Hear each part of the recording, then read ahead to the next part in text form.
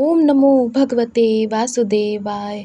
जय श्री कृष्ण भक्तगण, जय माँ लक्ष्मी।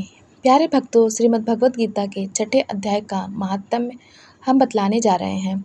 श्री भगवान कहते हैं, सुमुखी, अब मैं छठे अध्याय का महात्म्य तुमको बताता हूँ, तुम ध्यान से सुनो। गोदावरी नदी के तट पर प्रतिष्ठानपुर नामक एक विशाल नगर है, जहाँ मैं पिपलेश के नाम से विख्यात होकर रहता हूँ।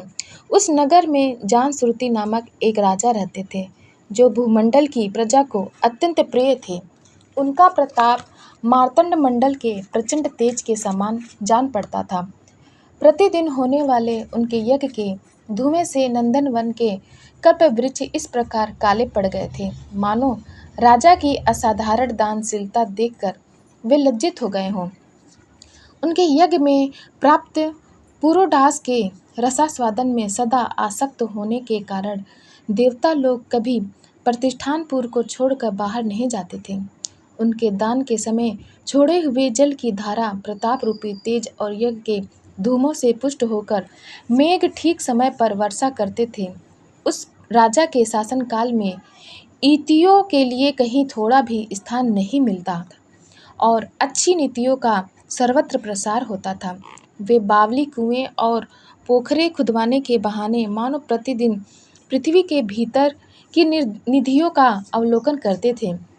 एक समय राजा के दान, तप, यज्ञ और प्रजापालन से संतुष्ट होकर स्वर्ग के देवता उन्हें वर देने के लिए आए। वे कमलनाल के समान उज्ज्वल हंसों का रूप धारण कर अपनी पाखें हिलाते हुए आकाश मार्ग से चलने लगे। बड़ी उतावली के साथ उड़ते हुए वे सभी हंस पर इस पर बातचीत भी करते जाते थे। उनमें से भद्राश्व आदि 2-3 हंस वेग से उड़कर आगे निकल गए। तब पीछे वाले हंसों ने आगे जाने वालों को संबोधित करके कहा, अरे भाई भद्रासव, तुम लोग वेग से चलकर आगे क्यों हो गए? यह मार्ग बड़ा दुर्गम है, इसमें हम सबको साथ मिलकर चलना चाहिए। क्या तुम्हें दिखाई नहीं देता? यह सामने ही पुण्य मूर्ति महाराज जानश्रुति का तेज पुंज अत्यंत स्पष्ट रूप से प्रकाशमान हो रहा है, अतः सावधान होकर चलना चाहिए। पीछे वाले हंसों के ये वचन सुनकर आगे वाले हंस हंस पड़े और उच्च स्वर से उनकी बातों की अवहेलना करते हुए बोले, अरे भाई, क्या इस राजा जानश्रुति का तेज ब्रह्मवादी महात्मा रैकव के तेज से भी अधिक तीव्र है?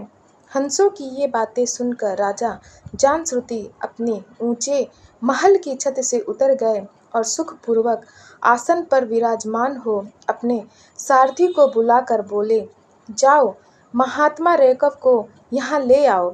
राजा का यह अमृत के समान वचन सुनकर मह नामक सारथी प्रसन्नता प्रकट करता हुआ नगर से बाहर निकला। सबसे पहले उसने मुक्तिदायिनी काशीपुरी की यात्रा की, जहाँ जगत के स्वामी भगवान विश्वनाथ मनुष्यों को उपदेश दिया करते हैं। उसके बाद वह गया क्षेत्र में पहुँचा, जहाँ प्रफुल्ल नेत्रों वाले भगवान गदाधर संपूर्ण लोकों का उद्धार करने के लिए निवास करते हैं। तदंतर नाना तीर्थों में भ्रमण करता हुआ सारथी पापनाशिनी मथुरापुरी में गया। यह भगवान श्री कृष्ण का आदि स्थान है, जो परम महान एवं मोक्ष प्रदान करने वाला है। वेद और शास्त्रों में वह तीर्थ त्रिभुवनपति भगवान गोविंद के अवतार स्थान के नाम से प्रसिद्ध है। नाना देवता और ब्रह्म ऋषि उसका सेवन करते हैं। मथुरा नगर कालिंदी के किनारे शोभा पाता है। उसकी आकृति अर्धचंद्र के समान प्रतीत होती है। वह सब तीर्थों के निवास से परिपूर्ण है।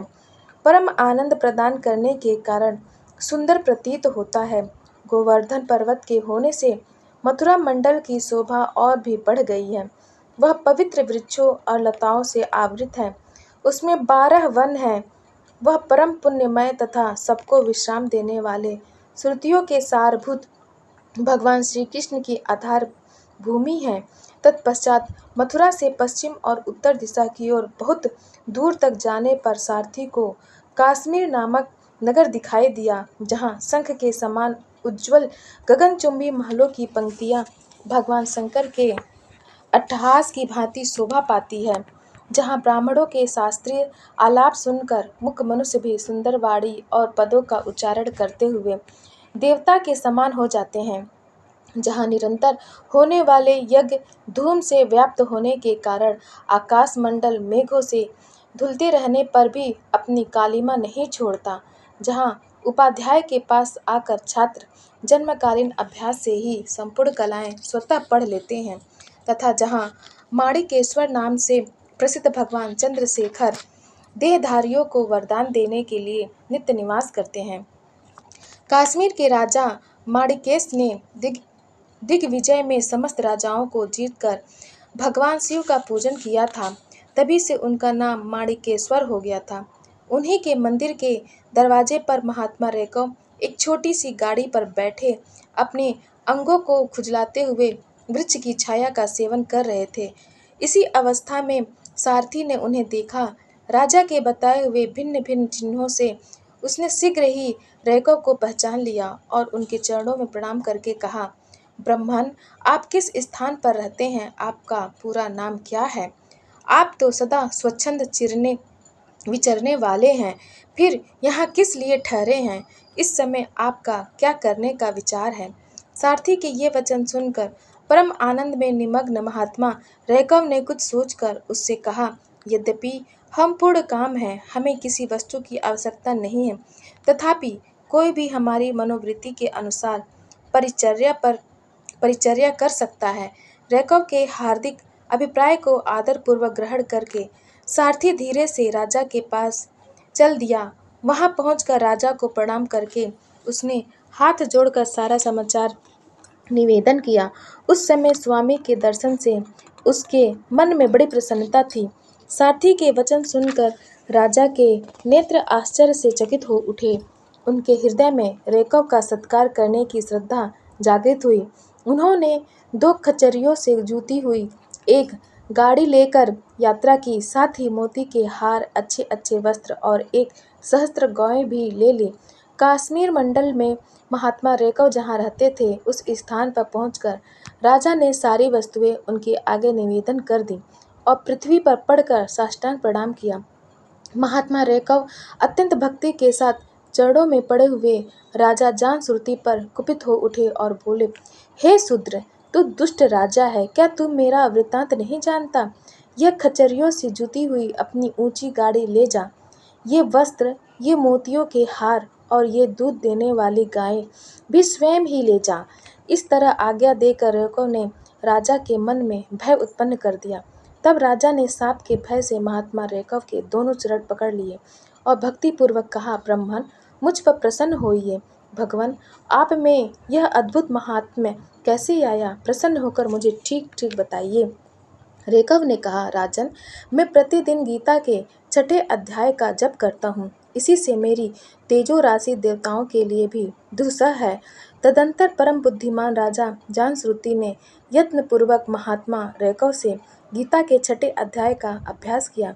इससे उन्हें मोक्ष की प्राप्ति हुई।